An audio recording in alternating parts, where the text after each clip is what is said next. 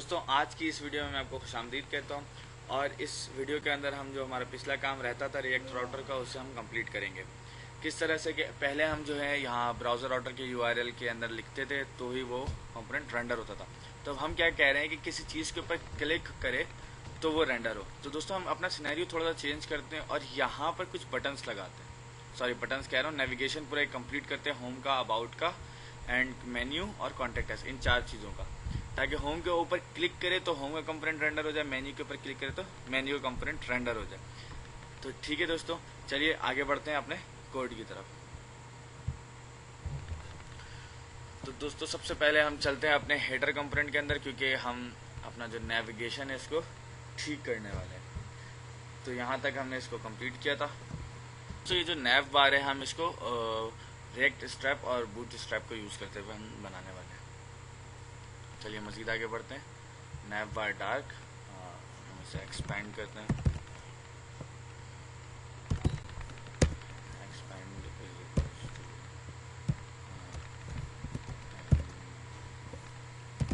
ठीक है। तो ये हमने इसको यहाँ तक क्या कंटेनर ने दिया।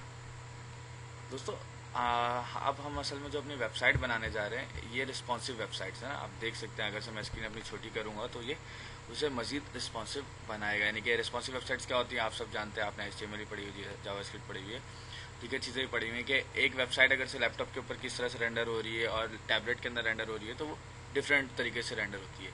तो दोस्तों ज़्यादातर होता है क्या है, जो वेबसाइट कंप्यूटर पर ओपन होती है तो वो इसके यहाँ पर पूरा नेविगेशन आ रहा होता है। लेकिन वही जब वेबसाइट मोबाइल के ऊपर ओपन होती है तो यहाँ पे एक बटन आ जाता है, बटन के ऊपर क्लिक करने से वो नेविगेशन हो रहा होता है।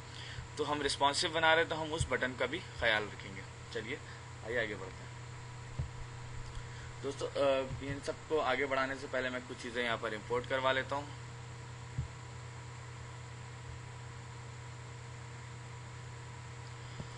जिनमें नैव होगा, ठीक है, नैव बार, नैव ब्रांड हमने इंपोर्ट करवाया हुआ है। दोस्तों रिस्पॉन्सिव के लिए हम क्या कर रहे हैं, नैव बार टूगलर इस्तेमाल कर रहे हैं।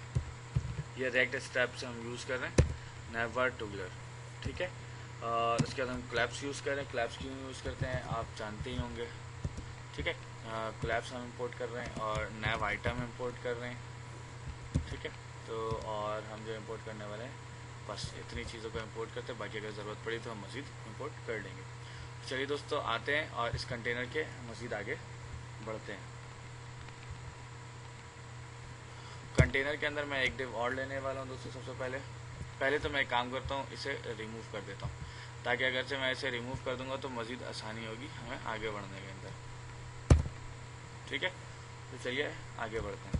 तो नैव बार टूगलर मैं लेना चाहता हूँ, ये रहा नैव बार टूगलर, हमने नैव बार टूगलर ले लिया, ठीक है। तो नैव बार टूगलर हमारे किस काम आएगा, बेसिकली ये जो हमारे काम आएगा कि बटन के तौर पर हम काम आएगा। तो बेसिकली ये जो होता है हमारा सेल्फ क्लोजिंग टैग होता है, सही है। तो अब हम इसके अंदर कुछ चीज़ें डिफाइन करेंगे, वो बाद में आपको बताता हूँ, ठीक है दोस्तों। यहाँ पे हमने नैव बार टूगलर डिफाइन कर लिया है।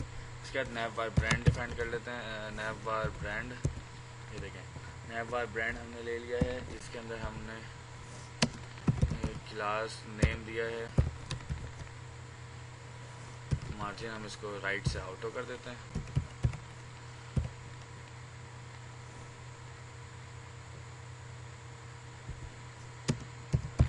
हाइपर रेफरेंस हम इसे दे देते हैं जो हमारे पहले से दिया हुआ, तो सारी चीज़ें वही हैं, ठीक है दोस्तों।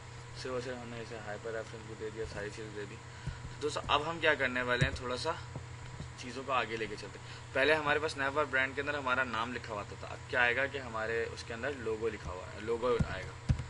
तो इमेज का टैग हम यूज़ कर रहे हैं, ठीक है। तो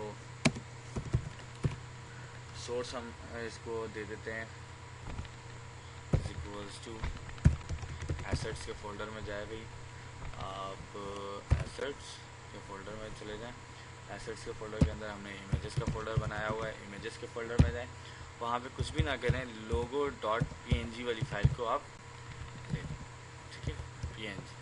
तो इस तरह से हमने क्या किया कि हमने इसे वो डिफाइन कर दिया कि भाई आपका सोर्स ये है। आल्टर के अंदर हम इसे बता देते हैं, alter is equals to srk dot collection. ठीक है, तो दोस्तों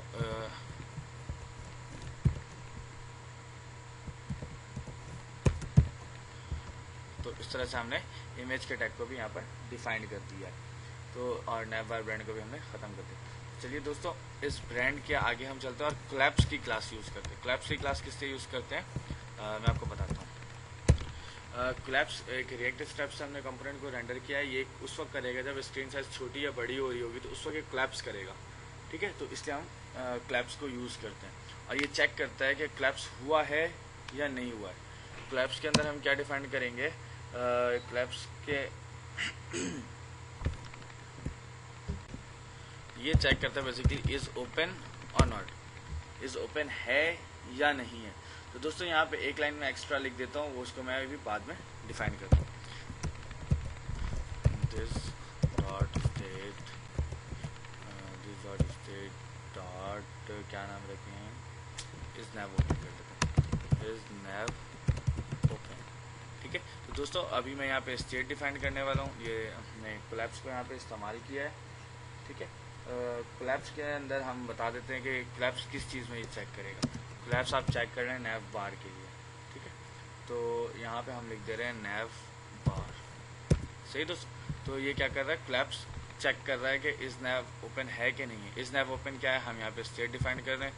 तो आइए हमारे साथ आगे बढ़िए और यहाँ पे चेक करते हैं क्या हो रहा है। तो स्टेट किस तरह से डिफाइन करते हैं दोस्तों, कंस्ट्रक्टर बनाते हैं। कंस्ट्रक्टर बनाया, बॉडी बनाई कंस्ट्रक्टर की, यहाँ पे प्रॉप्स डिफाइन करते हैं, यहाँ पे सुपर प्रॉप्स करते हैं, सुपर प्रॉप्स करते हैं, टर्मिनेटर दिस डॉट स्टेट लिखते हैं, दिस डॉट स्टेट लिखते हैं, दिस डॉट स्टेट लिखते हैं, is nav open is equal to false. ठीक है, तो ये हमने यहाँ पे स्टेट डिफाइन कर लिया। दोस्तों स्टेट तो हमने डिफाइन कर लिया है, ये तो यहाँ से फॉल्स उठाएगा हर बार।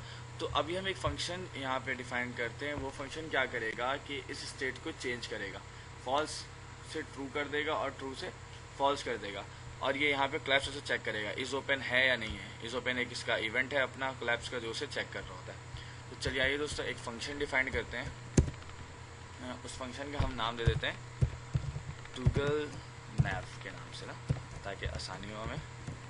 ठीक है, तो ये एक हमने एक फंक्शन डिफाइन कर दिया जिसके अंदर कुछ भी नहीं हो रहा है। दिस डॉट साइड स्टेट वो कर रहा है चीज़ों को। दिस डॉट साइड स्टेट में वो क्या define, this dot side state के अंदर वो क्या कर रहा है, is nav open is equals to. देखिए यहाँ पे मैं जो ना एक नॉट का फंक्शन नॉट ऑपरेटर यूज़ करने वाला हूँ। नॉट लगाएंगे और ये आगे हम लिख देंगे this dot state dot is nav open. तो दोस्तों यहाँ पे हो क्या रहा है, हो ये रहा है कि दिस डॉट सेट स्टेट ये स्टेट को चेंज कर रहा है इज नैव ओपन की। क्या कर दे रहा है, जो स्टेट में पहले से जो स्टेट पढ़ी हुई है, यानी कि इज नैव ओपन की जो वैल्यू है अभी फॉल्स है, तो ये क्या करेगा, उसका अपोजिट कर देगा। क्योंकि हमने क्या लगाया यहाँ पे नॉट फंक्शन, स्टेट को अपडेट करेगा और उसके अपोजिट कर देगा। फॉल्स है तो ट्रू कर देगा और ट्रू है तो फॉल्स कर देगा। इस तरह से हमने एक फंक्शन बनाया दोस्तों। तो चलें इस फंक्शन को बाइंड भी कर देते हैं यहाँ पर, ताकि हमें आसानी भी हो। दिस डॉट, और बाइंड क्यों करते हैं दोस्तों, आपको पता ही होगा।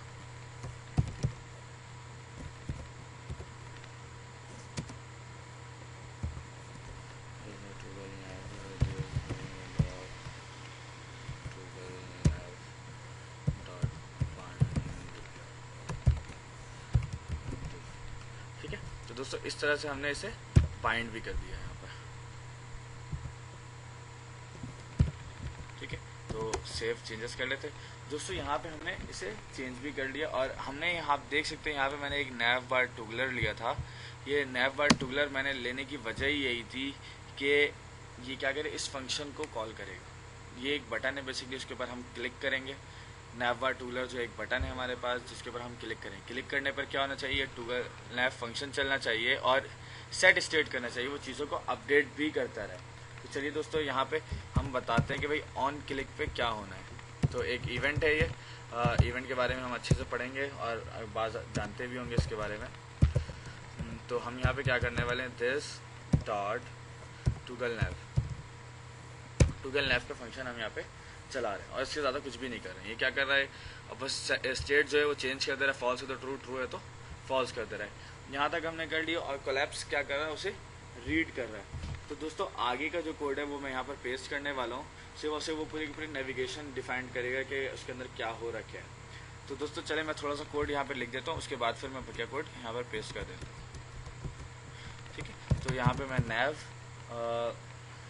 का टैग लिया है मैंने, आप देख सकते हैं यहाँ पे मैंने नैव का टैग लिया है, सही है। और उसके अंदर मैं डिफाइन कर दे रहा हूँ नैव बार। ठीक है, क्या भाई ये नैव बार है हमारी जिसको हम नैव डिफाइन करें। तो दोस्तों यहाँ तक तो हमने कर लिया और यहाँ पर हम करने वाले नैव आइटम। ठीक है, जो हमने ऊपर से इंपोर्ट करा है, ये देखिए नैव आइटम का टैग हमने यहाँ पे इस्तेमाल किया है, नैव आइटम हमने यूज़ भी कर लिया। ठीक है, अब ये एक नैव आइटम है, इसके साथ हम बहुत कई सारे नैव आइटम्स यूज़ कर सकते हैं। तो हर एक नैव आइटम के अंदर हम क्या करने वाले हैं, एक नैव लिंक यूज़ करते हैं। क्यों यूज़ करते हैं मैं आपको अभी दिखाता हूँ। नैव लिंक मैंने इंपोर्ट करा है, हाँ करा है, नैव लिंक। ठीक है, तो दोस्तों इस तरह से मैंने इसको यहाँ पर कर दिया, नैव लिंक के टैग को क्लोज भी कर दिया।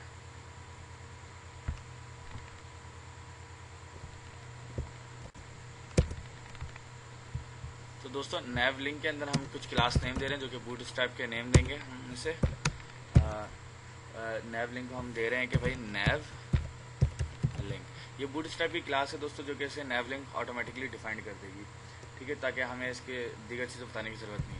तो दोस्तों अब हम इसे रेफरेंस देने वाले हैं टू करके। तो दो चीज़ें दोस्तों एक बात बताता चलूँ, ये जो नैव लिंक है ये राउटर से इम्पोर्ट हो रहा है ना, तो मैंने अभी तक इंपोर्ट नहीं करवाया। मुझे अचानक से याद आया कि भाई मैंने तो इंपोर्ट कराया ही नहीं है इसे नैव लिंक को। तो चलें सबसे पहले क्या करते हैं, नैव लिंक को हम इंपोर्ट कर लेते हैं। नैव लिंक को हमने यहाँ से इंपोर्ट करा दिया। तो फ्रॉम रिएक्ट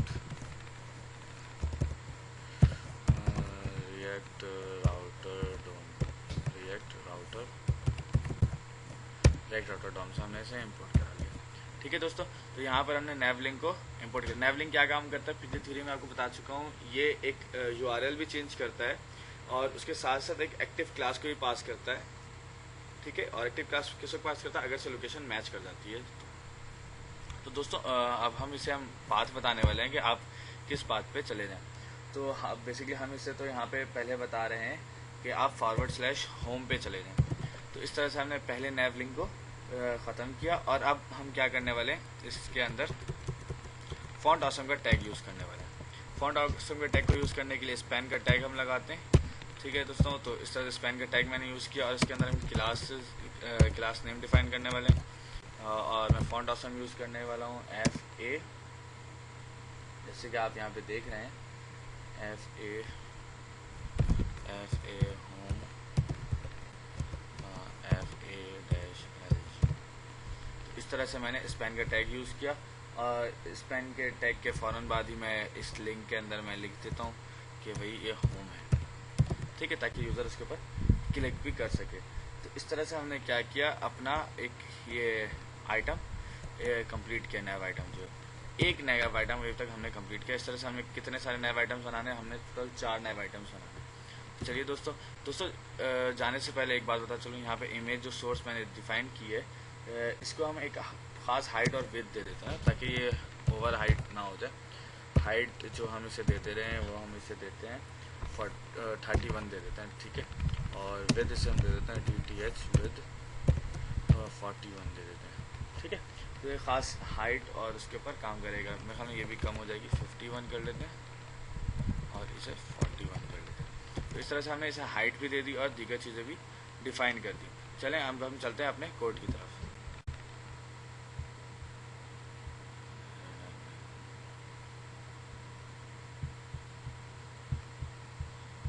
दोस्तों आप देख सकते हैं यहाँ पे एक छोटी सी गलती हुई है। नैव लिंक को मैंने यहाँ पे रिएक्ट स्टेप से भी इंपोर्ट कराया हुआ है ना, तो वहाँ से हम इसे हटा देते हैं और फिर चलते हैं अपने आउटपुट की तरफ। ये देखिए दोस्तों, यहाँ पे मेरा लोगो आ रहा है और यहाँ पे होम का नेविगेशन आ रहा है। इसी तरह से यहाँ पे दीगर नेविगेशन जो हम लगाने वाले, तो वहाँ पे मैं इतने सारे काम वीडियो में नहीं करने वाला। बैक एंड पे मैं यहाँ पे जस्ट पेस्ट कर देता हूँ कोड, यानी कि मैं अपना पूरा कोड यहाँ पे लिख लेता हूँ और उसके बाद वीडियो प्ले कर देता हूँ। तो दोस्तों यहाँ पे आप देख सकते हैं किस तरह से मैंने अपने कोड को यहाँ पे कंप्लीट कर लिया है। ये देखिए, एक नया आइटम आपके सामने मैंने यहाँ पे क्रिएट किया था और फिर मज़ीद नए आइटम्स मैंने यहाँ पर क्रिएट किए। ठीक है, तो दोस्तों चलिए अब हम आगे बढ़ते हैं और अपने आउटपुट की तरफ। ये देखें दोस्तों, इस तरह से मैंने अपना नेविगेशन टोटली कंप्लीट कर लिया है।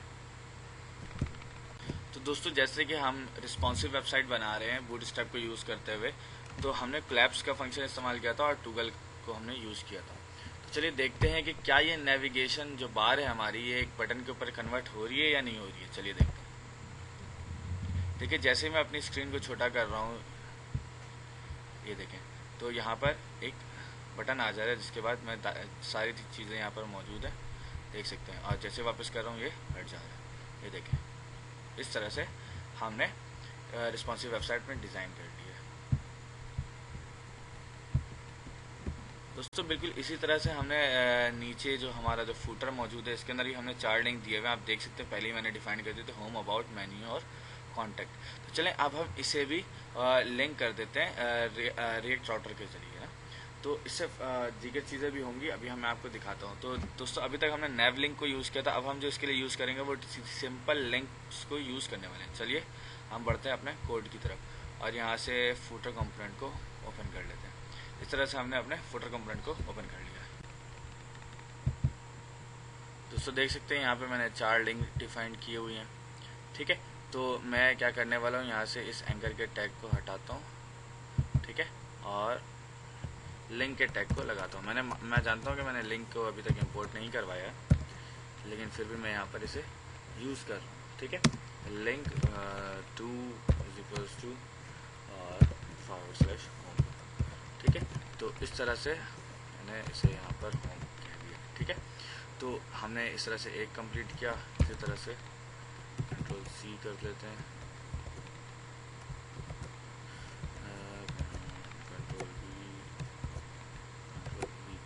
तो दोस्तों पहला जो था वो हमारे पास होम था, जो दूसरा है वो है हमारे पास अबाउट अस।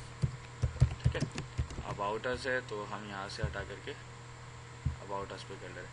दोस्तों अभी तक हमने राउट से सिर्फ 2 ही डिफाइंड किए हुए हैं, तो यहाँ पे मैं अबाउट अस लिख तो दे रहा हूँ, लेकिन रीडायरेक्ट भी हमने डिफाइंड किया। जैसे वो अबाउट अस के ऊपर क्लिक करेगा वो उसे होम टैब के ऊपर ले आएगा।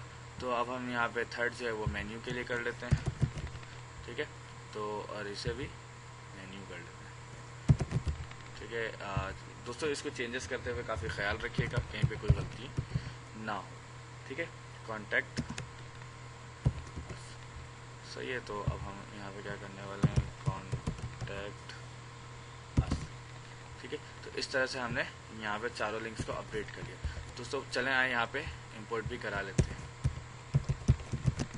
Import link